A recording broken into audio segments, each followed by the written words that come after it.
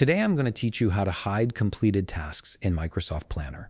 This is incredibly useful when you want to focus only on active work and declutter your view from everything that's already been finished. Let's walk through this together step by step. First, you'll need to open Microsoft Planner in your browser. Go ahead and type planner.cloud.microsoft into your address bar and hit enter. This will take you directly to the Planner login page.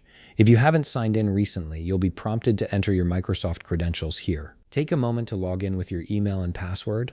Once that's done, your Planner dashboard will load up, showing you all your available plans and tasks. Now that you're successfully signed in and everything has loaded, the next step is to select the specific plan where you want to hide completed tasks. On the left side of your screen, you'll see a navigation menu. Click on My Plans. This will display a full list of all the plans you're part of or have created. Browse through and click on the plan you want to work with. This opens up the plan overview page where you'll see all the tasks, buckets, and progress updates associated with that plan. Once you're on the plan overview page, it's time to apply the filter that will hide your completed tasks. Look over to the right side of your screen. You'll notice a filter option there. Go ahead and click on it.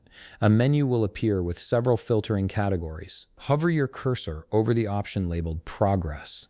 This is where the magic happens. You'll see 3 progress status options: not started, in progress, and completed.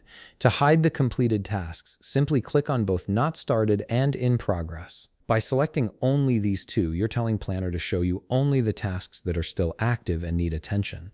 The completed tasks will now be hidden from your view, giving you a much cleaner and more focused workspace. And that's it. You've successfully hidden all completed tasks in Microsoft Planner, allowing you to concentrate on what still needs to be done without the distraction of finished items cluttering your board.